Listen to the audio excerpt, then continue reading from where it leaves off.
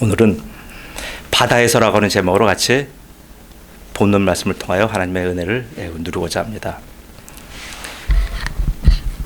지금 온 땅에 무더위가 가득합니다. 이런 때는 우리가 제일 먼저 떠오르는 장면이 툭 터진 시원한 바다입니다. 파란 하늘, 수평선, 그리고 시원한 파도의 포말, 그리고 하얀 백사장. 이 생각만 해도 살 것 같아요. 바다에 가면 왜 그런지 모릅니다. 갑자기 바다를 보면서 막 모래바다를 뛰게 돼요. 그리고는 파도 위로 몸을 던집니다. 그때 들어오는 비릿한 바다 향내에 비로소 내가 바다에 와 있던 것이 느껴질 정도입니다. 제 마음속에도 그런 바다가 있습니다. 지금은 그때 그 모습은 지금 없어요. 그러나 그 바다는 제 기억 속에 있으며 바다 하면 떠오르는 저의 영원한 바다입니다. 그 바다는 무코라고 하는 지명입니다. 무코와 바다입니다. 72년 중학교 1학년 때의 이야기입니다. 전 교인 수련회가 무코에 있는 송정 감리교에서 열렸습니다. 청량리에서 중앙선 완행열차를 탔어요. 완행열차는 비둘기호 같은 거예요. 완행열차 속도는 아마 시속 40에서 50km 정도의 속도일 겁니다. 완행열차는 기차역을 가리지 않아요. 모든 역마다 정차합니다. 사람 탑승 여부도 가리지 않아요. 그래서 예전에 우스갯말로 자전거를 타도 완행열차는 따라잡을 수 있겠다라고 할 정도였습니다. 그러니까 7월 20일경 정도 됐습니다. 객실은 초만원입니다. 똑바로 서 있기가 힘들어요. 에어컨 당연히 없죠. 열차 천정에서 아주 요란한 소리를 내며 바쁘게 돌아가는 철제 선풍기 기억나실 겁니다. 그것만 여기저기 듬성듬성 매달려 있어요. 완행열차는 디젤 기관차입니다. 소리는 엄청 크고 매연도 무지하게 내뿜었어요. 기차의 내부 구조는 깡통 구조예요. 의자는 철제 프레임에 목재 테두리로 이렇게 되어 있고 90도로 아주 딱딱하게 서 있어요. 그리고 마주보고 이게 앉는 배치 상태고요. 의자 시트에는 싸구려 벨벳 비로도를 입혔는데 이게 낡고 해지고 색이 바랜 참 아주 고풍한 장면들입니다. 기억나실 거예요. 근데 문제는 청량에서 강릉까지 한 번에 가는 열차가 없어요. 중앙선을 청량에서 타고 경상북도 영주까지 가야 됩니다. 그러니까 영주에서 영동선을 갈아타야 비로소 강릉으로 올라가는 게 내려갔다가 이렇게 올라가는 구조예요. 그래서 강원도 원주민들은 어떻게 다니냐 하면 영주까지 가지 않고 충청북도 제천에서 내려서 태백선을 갈아탑니다. 태백선을 갈아타고 태백시 현재 태백시의 백산역에서 다시 영동선을 갈아타고 강릉을 간다고 합니다. 그러나 그 당시 서울 사람들은 태백선의 정체도 몰라요. 왜요?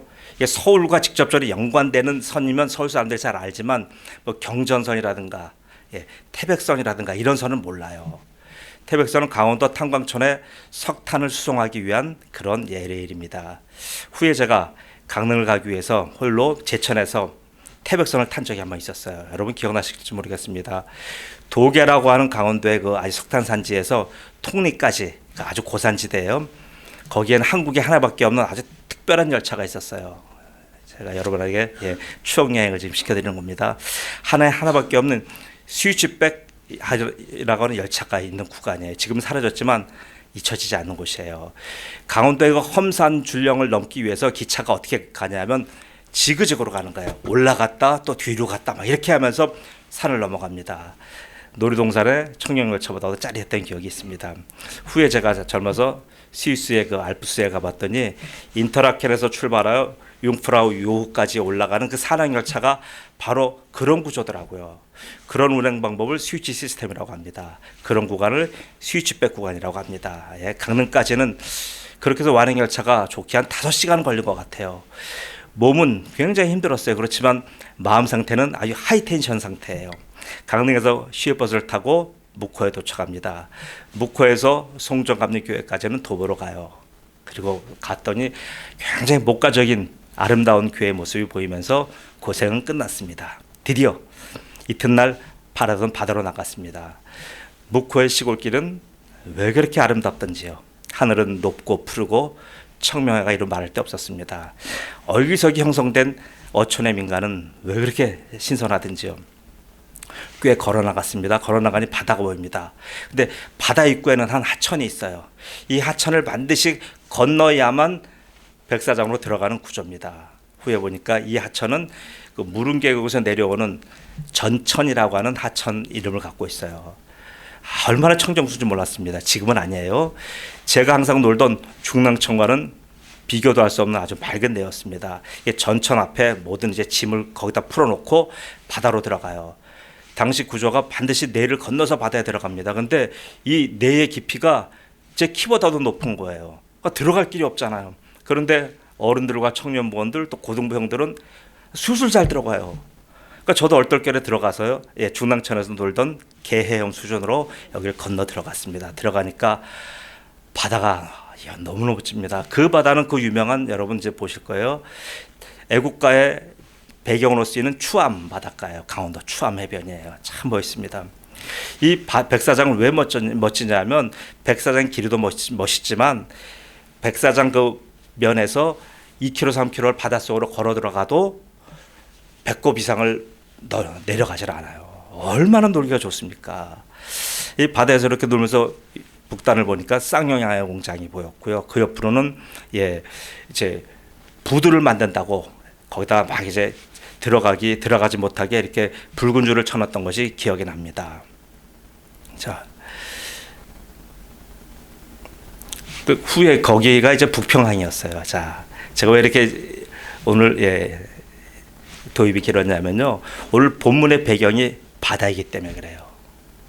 예수님의 초기 사역은 갈릴리 지역의 사역입니다. 그 중에서 특별히 갈릴리 바다를 중심으로 활동하셨어요.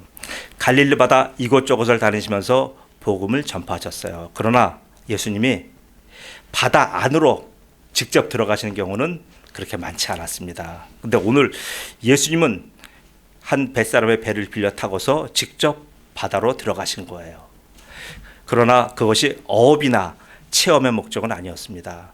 어부의 배를 타고서 예수님은 아주 어리둥절해 있는 해안가의 무리들에게 복음을 전파하십니다. 그리고 때가 되니 군중들이 해산합니다. 군중들이 해산한 것으로 보아 아마 점심때가 된 것 같습니다. 배를 내어준 청년에게 예수님은 살해하고 싶었습니다. 그래서 어부의 방식으로 감사를 표하는 거예요. 그 청년은 시몬이에요. 그는 생계를 바다에서 해결하는 생계형 어부입니다. 한편으로는 바다의 전문가입니다. 갈릴리 바다의 전문가에게 예수님은 아주 이상한 말씀하십니다.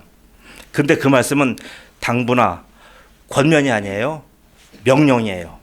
명령의 내용은 매우 황당합니다. 깊은 데로 가서 그물을 내려 고기를 잡으라입니다. 이런 방식은 바다의 사람의 이치와 상식에 맞지 않습니다. 배를 빌렸으면 그에 상응하는 대가를 지불하면 되잖아요. 그런데 예수님은 렌트비를 주시기는커녕 오히려 선주처럼 명령하시는 거예요. 이에 시몬은 반박하지 못하고 그 예수님의 명령을, 이상한 명령을 순수히 받아들입니다. 본문 5절이에요. 시몬이 대답하여 이르되 선생님, 우리들이 밤이 새도록 수고하였으되 잡은 것이 없지만은 말씀에 의지하여 내가 그물을 내리리이다 하고,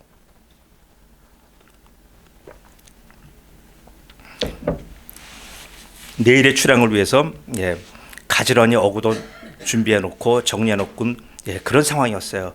그런데 예수님이 갑자기 깊은 데 가서 그물을 내리라고 합니다. 밤새 고생한 상황이에요. 그리고 오전 내내 예수님의 말씀을 들은 상황이에요. 그건 무척 좀 허기졌고 힘든 상황이잖아요. 그런데도 이 아주 그로기 상태인데도 불구하고 시몬은 예수님의 말에 어떤 토를 달지 않습니다. 항변하지 않습니다. 그리고 따릅니다. 그 결과 어떤 일이 벌어졌어요? 그물이 찢어질 정도로 많은 물고기가 잡혔습니다. 이에 다른 배 두 척을 불러서 어획물을 같이 나눴습니다. 물고기의 무게로 인해서 두 척의 배가 거의 가라앉을 지경까지 이렇게 많은 수확을 얻었습니다. 갈릴리 바다의 사나이 시몬에게 이런 기적은 아주 희귀한 상황입니다. 갈릴리 바다는 어떠냐면 밤에 조업하는 거예요. 낮에는 더위로 인하여 물고기가 깊은 곳에 내려가서 쉬거나 자요. 낮에 조업한다는 것은 뭐예요? 정신이 온전하지 않다는 의미예요. 그런데 예수는 갈릴리 바다의 어부도 아니잖아요. 그 바다를 잘 아시는 분도 아니잖아요. 그런데 그런 자의 말을 전문가가 듣고 있다니 이상하지 않습니까? 그러나 시몬은 예수가 수상의 복음을 전할 때 이미 그에게 완전히 빠진 상태예요. 왜요? 예수의 말씀은 바다에서 부는 해풍을 타고 바닷가의 무리들에게 하나님의 마음을 전했습니다. 그 하나님의 전한 마음은 뭐예요? 바로 사랑입니다. 지금 이 갈릴리 사람들은, 사마리아와 갈릴리 사람들은요, 굉장히 민족적인 컴플렉스가 있어요. 이들이 갖고 있는 컴플렉스는 이루 말할 수 없을 정도입니다. 왜요? 이 땅은 북이스라엘 열지파의 땅으로 아수르에 의해서 역사적으로 700년 전에 멸망한 땅이잖아요. 그 땅은 온통 이방인과 혼혈족을 들끄는 땅이에요. 그래서 율법도 외면한 땅이에요. 그래서 그 사람들은 그 민족적인 컴플렉스 때문에 엄청나게 고통을 받는 사람들이에요. 그래서 자기들은 야곱의 12지파 중에 10지파라고 얘기하지만 저 베냐민 지파와 유다 지파의 중심의 갈릴리, 저 예루살렘 사람들은 이 사람들을 동족으로, 민족으로 인정하지 않았어요. 그러니까 이 사람들의 내적 고통이 얼마나 심합니까? 그래서 하나님에 대해서 올바른 하나님과 형성되지 않았어요. 그래서 늘 하나님 생각하면 하나님이 우리에게 진노하시고 우리를 심판하시는구나, 늘 이렇게만 갖고 있었어요. 그런데 예수님 말씀 들어보니 예수님의 말씀은 심판도 아니었고요, 저주도 아니었습니다. 예수님은 뭐라고 말씀하시냐면요, 말라기서 1장 2절 말씀을 제가 봉독합니다. 여호와께서 이르시되 내가 너희를 사랑하였노라. 하나, 너희는 이르기를 주께서 어떻게 우리를 사랑하셨나이까 하는도다. 북이스라엘 사람들을, 갈릴리 사람들이 지금 이런 마음 갖고 있는 거예요. 나 여호와가 말하노라. 에서는 야곱의 영이 아니냐? 그러나 내가 야곱을 사랑하였고, 야곱을 사랑하신다는 말씀에서 저들의 가슴에 맺혀진 700년의 한과 울분이 다 사라졌고요, 증오와 원한이 눈 녹듯 다 녹아진 거예요. 왜냐하면 예루살렘과 유다 사람들은 자기들만이 야곱의 자손이라고 주장했어요. 다른 10지파는 혼혈이 되고 이방인이 되어서 하나님께 저주받은 자들이라고 사람 취급도 하지 않았었어요.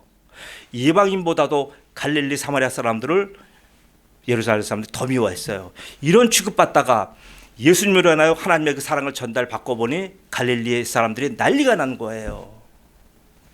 시몬도 예수를 통한 하나님의 사랑과 용서에 정신을 잃었어요.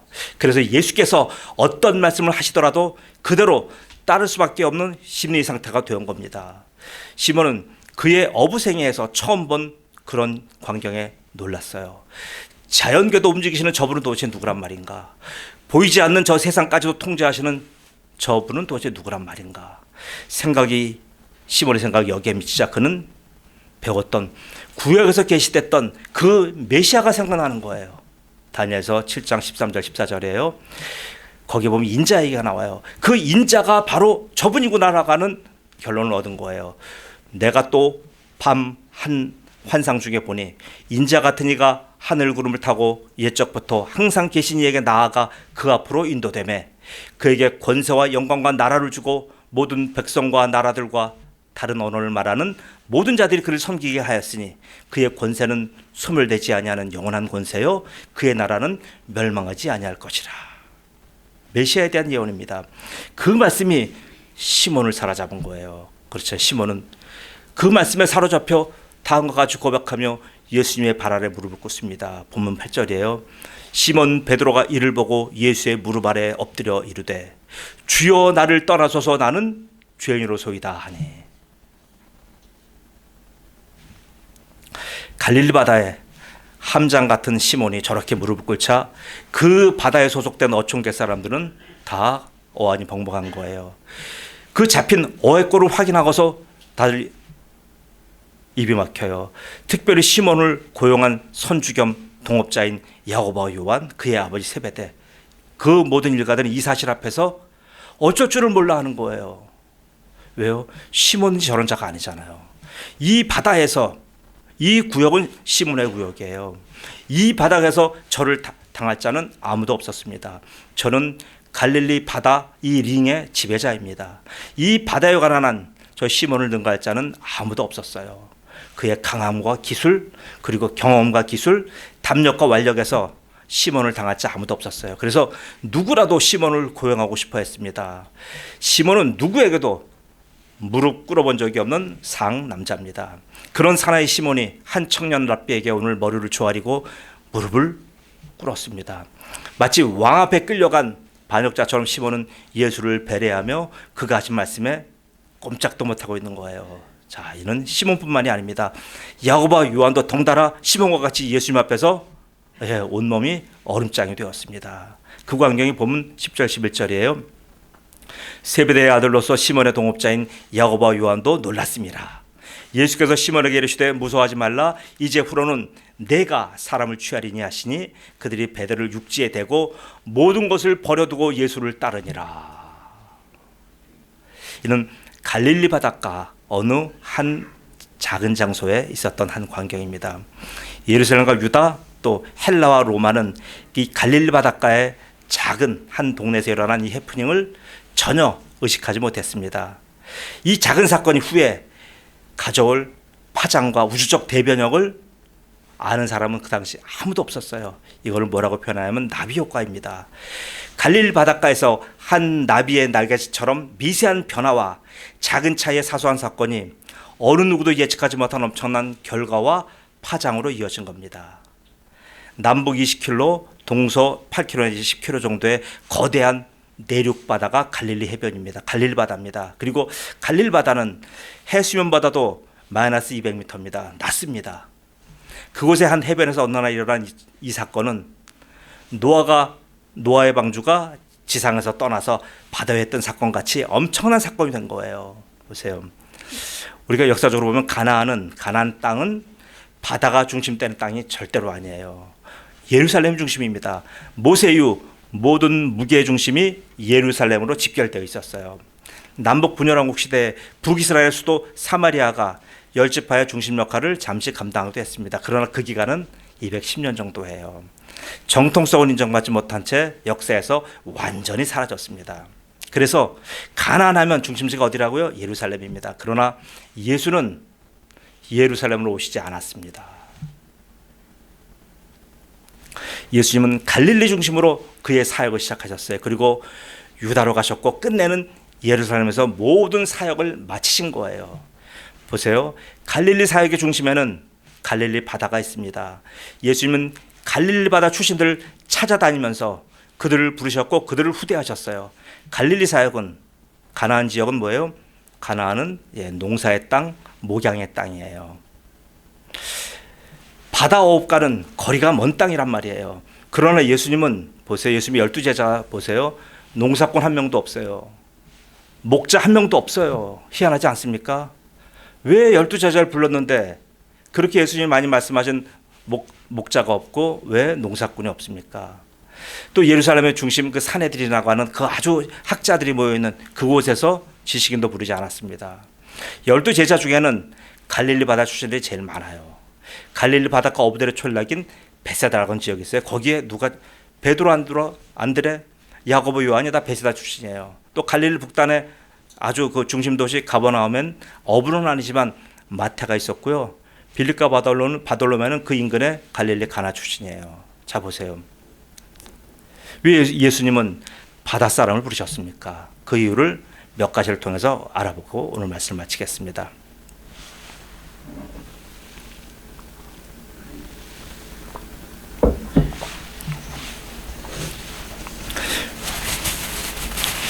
주님께서 바다의 사람을 부르셨어요. 그 첫째 이유 봅니다. 바다의 사람을 부른 이유는 바다의 사람들은 목자나 그리고 특별히 농사꾼에 비해서 항상 부딪히는 게 뭐냐면 자기의 무력함을 느끼는 사람들이에요. 바다는 이들에게 생명의 터전이지만 또한 생명을 빼앗아가는 곳이기도 합니다. 사람들은 바다를 좋아하지만 또한 바다를 두려워합니다. 왜요? 바다가 본색을 드러내면 인간은 다 무력해져요. 자신임의 나약함을 느낀단 말이에요. 곧 자신의 절대 무능력을 발견하는 장소가 바다예요. 요나서 1장 11절에서 13절 보세요. 바다가 점점 흉용한지라 무리가 그에게 이르되 우리가 너를 어떻게 하여야 이 바다가 우리를 위하여 잠잠하겠느냐. 그가 대답하되 나를 들어 바다에 던지라. 그리하면 바다가 너를 위하여 잔잔하리라. 너희가 이 큰 폭풍을 만난 것이 나 때문인 줄 내가 아노라 하니라. 그러나 그 사람들이 힘써 노를 저 육지로 돌리고자 하다가 바다가 그들을 향하여 점점 더 흉용함으로 능히 못한지라. 이런 게 바다란 말이에요. 바다에서는 저 전문적인 바다 사람들도 바다 가면 성나면 할 수 있는 일하고는 아무것도 없어요. 오직 나의 무력감과 나의 무능함밖에 발견할 수밖에 없어요. 곧 나의 생명이, 나의 생명권이 내게 있지 않음을 알게 하는 곳이 바다예요. 바다 앞에서 바다 사람들의 생명은 휴지 조각 같아요. 오직 바다가 나의 모든 생사여탈권을 가졌습니다. 바다에서 잔뼈가 굵은 자들도 저 바다의 노함 앞에서는 어쩔 도리가 없는 거예요. 주님께서 바다의 산을 부르신 둘째 이유는 바다를 다스리는 주인이 계세요. 그렇게 무서운 바다, 흉흉한 바다라고 표현합니다. 유럽 올라가 있는 바다예요. 근데 그 바다가 누구 앞에서만 서면 꼼짝을 하지 못합니다. 그분을 알게 하시는 그분이 바로 하나님이에요. 사람 바다에 나가면 누구나가 신앙이 된다는 말이 있어요. 바다 사람은 그 자체가 바로 종교인이에요. 왜요? 바다에 나가면 하나님보다 더 큰 실체는 없어요. 광풍이 몰아치는 거친 바다에서 누가 나를 도울 수 있습니까? 지식입니까? 아니면 로마 황제의 권력입니까? 아닙니다. 아무도 없어요. 오직 하나님만이 나를 도와줄 수 있어요. 시편 77편 12절이에요. 하나님여 나를 멀리하지 마소서 나의 하나님여 속히 나를 도우소서라고 우리가 기도할 수 있는 곳이 바다예요. 다른 곳에서 기도할 때 이렇게 간절함 나옵니까? 아니요. 내 발로 갈 수 있고요. 내가 뛰어갈 수 있고요. 도망갈 수 있고요. 피할 때가 있어요. 바다에서는 없어요. 바다에 흉흉한 놀이 뛰놀 때 누가 거기서 피하겠습니까? 하나님 외에 어느 누구도 이 바다를 어거할 자는 없습니다. 하나님 바다를 경영하십니다. 시편 51편 10절이에요. 바다를 넓고 깊은 물을 말리시고 바다 깊은 곳에 길을 내어 구속받은 자들을 건너게 하시니가 어찌 주가 아니시나이까. 하나님은 홍해의 길을 내셨습니다. 하나님은 요단강을 말리셨습니다. 하나님은 지중해 광풍인 유로굴라를 잠잠케 하셨습니다. 하나님은 갈릴리 바다의 숱한 돌풍들을 잠잠히 재우셨습니다. 이런 신이 어디 있어요? 없잖아요. 하나님 외에는 없어요. 주님께서 바다의 산을 부르신 세 번째 이유입니다. 그 세 번째 이유는 바다에서 생존할 수 있는 법을 가르쳐 주는 거예요. 일명 바다의 법칙이 있어요. 바다는 땅의 법칙이 통용되지 않습니다. 땅에서는 농부와 목자가 절대적이에요. 농부와 목자에 따라서 농사가 잘 되거나 양들이 살거나 죽거나 합니다. 그러나 바다는 달라요. 바다 사람과 어부에 따라서 달라지는 건 하나도 없어요. 바다에서 바다 사람이 생존하는 것도요, 어획거를 올리는 것도요, 다 어디에 달려 있다고요? 바다에 달려 있어요. 본문에서 시몬이 증명한 것이 바로 이 바다의 법칙입니다. 저 탁월한 바다 사람이 갈릴리 바다에서 참패를 당했습니다. 시몬은 의기소침해져서 완전히 쪼그라들었어요. 그렇기에 어업의 비전문가인 예수님의 말씀마저도 귀담아 들을 그런 지금 처지가 된 겁니다.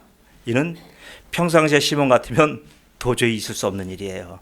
갈릴리 바다의 사나이가 랍비의 얘기를 듣고 출항한다는 것은 말도 안 되는 스토리예요. 뱃사람으로 사는 것은 바다 법칙에 대한 절대 순종을 의미합니다. 출항에는 반드시 결산이 따라요. 그 결산은 즉각적이에요. 농사는 6개월이잖아요. 그러나 바다 사람들의 결산은 즉각적이에요. 출항했다 돌아오면 바로 결산해야 됩니다. 시몬의 힘없는 고백이 오늘 그의 어제의 정산서예요. 5절에 밤이 새도록 수고하였으되 잡은 것이 없지만은, 보세요. 농사는 1년 주기잖아요. 뱃일은 달라요. 출항한 후 회항하면 바로 결과가 나오며 바로 결산서가 뜨는 거예요. 뱃일은 즉각적으로 결산서가 떠요. 그래서 뱃사람들은요, 게으를 시간이 없습니다. 딴 생각할 짬이 없어요. 농사꾼을 게으르다고 말할 수 있는 유일한 사람들이 어부인 것 같아요. 어부는 매사에 있어서 그래서 적극적이며 즉각적으로 움직이는 사람들이에요. 바다에 나가서도 그렇고요. 또 육지에 있어도 마찬가지예요. 여러분 보세요. 생선을 잡아왔습니다. 생선처럼 빨리 상하는 음식이 뭐가 있습니까? 저는 보지 못한 것 같아요. 그래서 생선을 생물로 팔지 못하면 바로 염장을 하거나 훈증을 하거나 건조라도 해야 됩니다. 그래서 육지에서는 어부는 육지에서조차도 쉴 새가 없습니다. 또 그것뿐인 줄 아세요? 그들은 그물을 노상 깊게 해야 돼요. 어구를 손질합니다.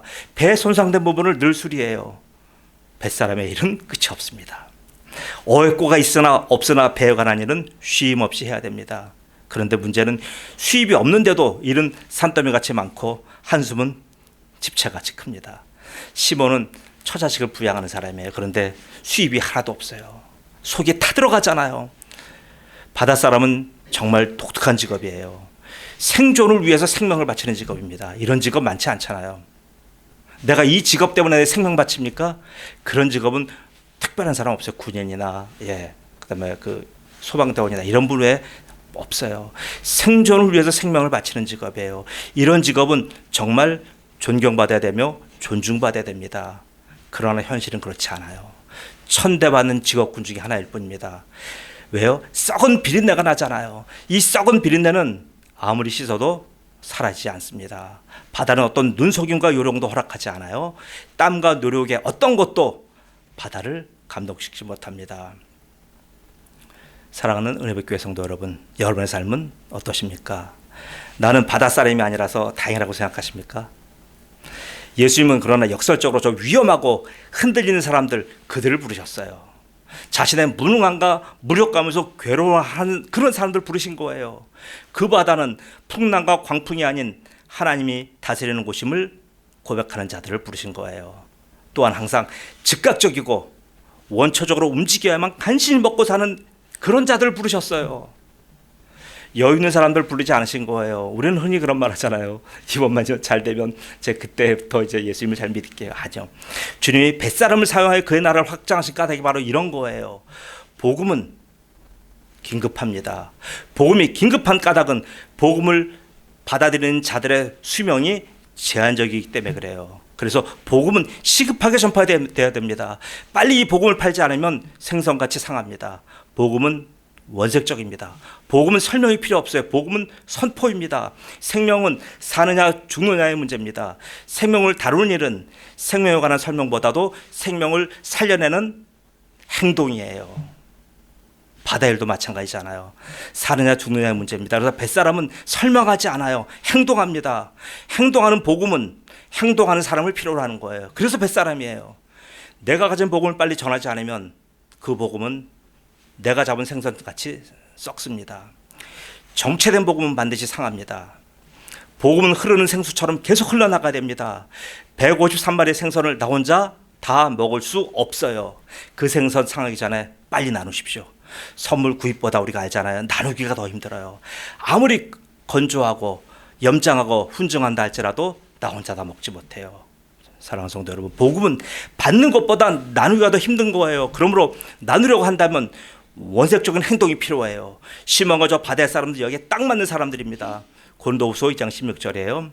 이 사람에게는 사망으로부터 사망에 이르는 냄새요. 저 사람에게는 생명으로부터 생명에 이르는 냄새라. 누가 이 일을 감당하리요? 여러분, 세상 사람들은 사망에서 사망에 이르는 냄새가 진동합니다. 그러나 여기 계신 여러분들은 지금 갈릴리 바다 그 주민들처럼 잘 먹고 잘 자지 못하지만 여러분에게는 생명으로 생명에 이르는 냄새가 진동하는 분들이에요. 여러분이 바로 그 사람입니다. 여러분이 바로 시몬이에요. 여러분이 바로 이 시대의 베드로입니다. 여러분이 받은 복음을 생선처럼 썩히지 마십시오. 그 생선이 살아있는 생선인지 여부는 누가 알아요? 내가 판단하지 못해요. 옆에 사람이 그 생선을 받아 먹으면 바로 그 복음은 살아있는 것이고요. 옆에 사람이 내가 나한테 받은 생선을 버리면 내 복음은 죽은 거예요. 생선과 똑같아요. 여러분, 썩은 생선 되살릴 방법은 없습니다. 버리는 수밖에 없어요. 사랑하는 성도 여러분, 우리는 뱃사람이에요. 뱃사람처럼 자기의 약함을 고백하면서 하나님의 절대 주권에 자기를 내맡기면서 우리에게 주신 그 풍성한 은혜의 복음 153개의 축복을 사랑하는 이웃들에게 나누는 사람들입니다. 여러분, 아끼지 마십시오. 시간 끄지 마십시오. 생각하지 마십시오. 행동하십시오. 배고픈데 설명은 사치잖아요. 즉각적으로 나누셔야 돼요. 생존을 위해 생명을 거는 바다 사람들처럼 복음을 위해 생명을 거십시오. 설명 필요 없어요. 저들을 죽음에서 즉시 건져내야 합니다. 지금 이 시대가 어떤 세상이에요? 도처에서 복음의 생선이 없어서 굶주리는 시대입니다. 살아있는 물고기가 없어서 다 골아요 지금. 이럴 때 여러분이 갖고 계시고 여러분이 받으신 원색적인 복음, 생명의 복음, 은혜의 복음 153개를 다 나눠주십시오. 그러므로 그것을 먹은 자들마다 자 주님께로 돌아오게 하는 놀라운 일, 그들을 살려내는 일, 이 사명으로 남은 인생을 살아가는 주님의 지체이기를 예수 그리스도의 이름으로 축복합니다. 아멘.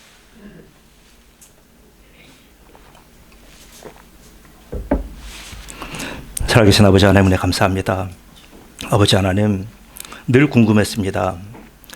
왜 광야에서 많은 훈련을 시키셔놓고 왜 예수님은 광야 사람을 쓰지 아니하시고 바다의 사람을 사용하셨는지 아버지 하나님, 오늘 말씀을 통하여 알려주신 하나님을 찬양합니다. 아버지 하나님, 우리의 받은 복음이 바로 이렇게 생선과 같은데 이 생선을 잘 보관한다고 하더라도 그 생선이 아버지 하나님 상할 수가 있는데, 아버지 하나님 지금 우리가 받은 복음의 상태가 어떤지 이 시간에 다시 한번 돌아보기를 원합니다. 지금 내가 받은 복음이 저 생선처럼 혹시 썩고 있지는 않은지, 여기저기 벌레가 끼어서 지금 아버지 하나님 버릴 때가 됐지 않은지 한번 돌아보게 하시옵소서.